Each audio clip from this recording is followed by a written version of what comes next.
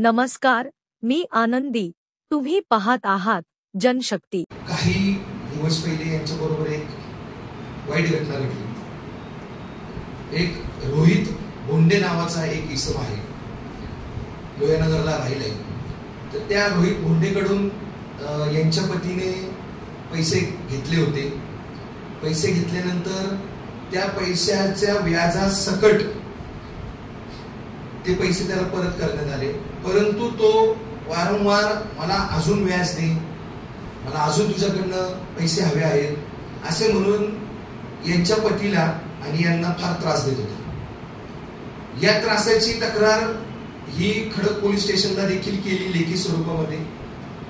त्याची दखल घेत नव्हते म्हणून ही आमची भगिनी आणि तिचे पती पोलीस चौकीला गेले.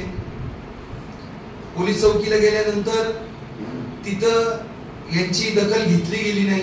त्या आरोपीलाच बोलवलं गेलं, त्यांना बाहेर पाठवलं गेलं, परत यांनाच ओरडण्यात आलं. आणि त्या आरोपीने एके दिवशी हिला व हिच्या पतीला भर रस्त्यामध्ये फार मारहाण केली आणि त्या टेन्शन मध्ये तो पोलीस स्टेशनला तक्रार द्यायला गेला. परंतु या सतत होणाऱ्या मानसिक त्रासामुळे त्याला कुठलाही पर्याय दिसला नाही. आणि हे पोलीस आणि हे शासन हे काही गरिबाला न्याय देत नाही, ह्याला दिसते आपली तक्रार कोणी घेत नाहीये.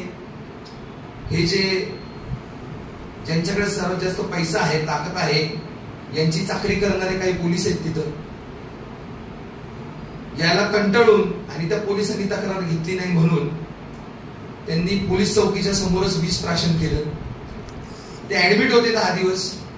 10 दिवस ऍडमिट असताना देखील त्यांचा जबाब नोंदवला गेला नाही. या आमच्या बहिणीचा जबाब नोंदवला गेला नाही. आणि दुर्दैवाची गोष्ट अशी आहे की ही भगिनी आपली ही 8 महिन्याची प्रेग्नेंट आहे.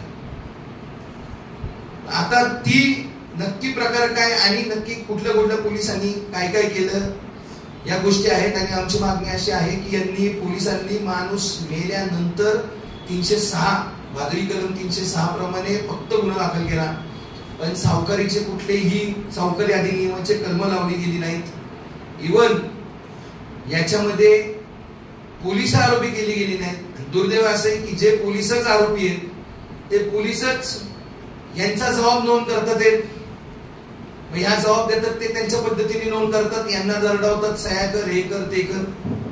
आता याच्या पुढचे हिच्यावर काय काय घटना घडल्यात आणि किती त्रास झालेला आहे आणि कसं काय क्रमवार आहे ही आमची भगिनी आपल्याला सांगेल. आम्ही 4 एप्रिलला सीपी ऑफिसला अर्ज केला होता की असा इसम आहे रोहित भोंडे, त्यांनी आम्हाला वारंवार मानसिक त्रास दिलेला आहे. आमच्या घरी येऊन माझ्या सासूबाई अपंग आहेत, त्यांना मारहाण केली, मला मारहाण केली. त्यासाठी आम्ही सीपी ऑफिसला अर्ज केला होता 4 एप्रिलला. त्याच्यानंतर आम्ही जवळजवळ लागोपाठ 10 दिवस चौकीत जाऊन विचारत होतो की आमचा अर्ज तुम्हाला मिळाला का, आमचा अर्ज तुम्हाला मिळाला का. तर तिथं जे नाईक साहेब होते ते स्वतःच रजेवर होते, त्याच्यामुळे ते काय आमचा अर्ज त्यांना मिळाला नव्हता. मग 15 एप्रिलला आम्ही जेव्हा परत खडक पोलीस चौकीमध्ये विचारायला गेलो तेव्हा ते स्वतः तिथं बसलेले होते नाईक साहेब. त्यांनी माझाच अर्ज घेतला, माझाच अर्ज वाचला आणि मलाच विचारतायत जेव्हा तुम्हाला व्याजाने पैसे घ्यायचे असतात तेव्हा तुम्हाला पोलीस आठवत नाही आणि जेव्हा तुमच्या बरोबर हा सगळा प्रकार घडतो, जेव्हा तुम्हाला त्रास होतो तेव्हा तुम्हाला पोलीस आठवतात. तेव्हा पण त्यांनी मला अर्ज माझाच असून आमच्यावरच त्रास आम्हालाच होत असून त्यांनी आम्हालाच असं उत्तर दिलं. त्याच्यानंतर त्या इस्माला बोलून घेतलं, तो इस्माशी मला बाहेर पाठवलं, त्या इस्माशी 10 मिनिटं काय ते बोलून घेतलं. नंतर परत मला बोलवलं आणि काय असेल ते तुम्ही जे काय त्याचं व्याज असेल ते देऊन टाका म्हणून सांगितलं, परत मलाच पोलिसांनीच. त्याच्यानंतर आम्ही पुन्हा गेलो, घरी आलो. त्याच्यानंतर त्या माणसाला आता पोलिसांकडूनच ऑथॉरिटी मिळाली की बाबा की आता पोलीस पण माझ्या बाजूने, तुम्ही काय करू शकत नाही असं वारंवार सारखं माझ्या नवरीशी भांडत होतं, त्याला मानसिक त्रास देत होता. त्याच्यानंतर आम्ही तरी सुद्धा लागोपाठ 8 दिवस चौकीत पुन्हा जात होतो की आमच्या अर्जावरती नाही का तुम्ही दखल घ्या. तरी सुद्धा त्यांनी आमच्यावर काही दखल घेतली नाही. त्यांनी जर आज दखल घेतली असती आज माझा नवरा जिवंत असता.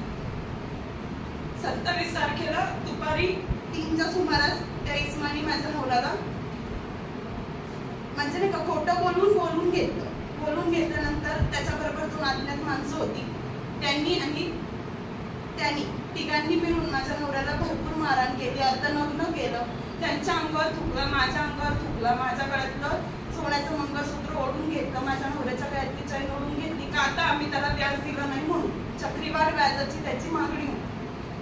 हा सगळा प्रकार घडल्यानंतर माझा नवरा परत चौकीत गेला. चौकीत गेल्यानंतर पोलिसांना सांगतो असं असं झालंय, तर ते म्हणे साहेब आल्यानंतर बघू, तुला काय करायचं तर तू कर.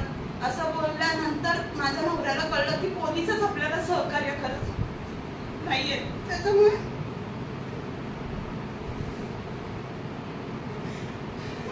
माझ्या नवऱ्याने चौकीच्या बाहेरच विष प्राशन केलं.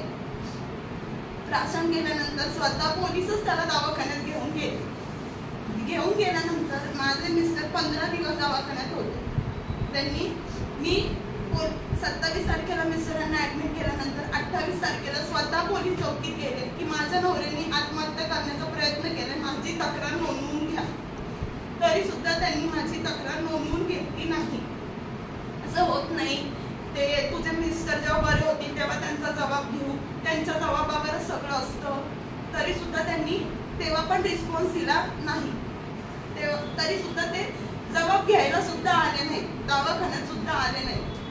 13 मेला माझे मिस्टर सकाळी 9 वाजता वारले. 13 मेला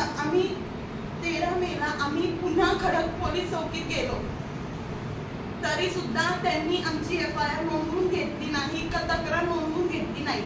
नवनवीन घडामोडी आणि ताज्या बातम्या पाहण्यासाठी जनशक्ती यूट्यूब चॅनेलला सबस्क्राईब करून बेल आयकॉनवर क्लिक करायला विसरू नका. धन्यवाद.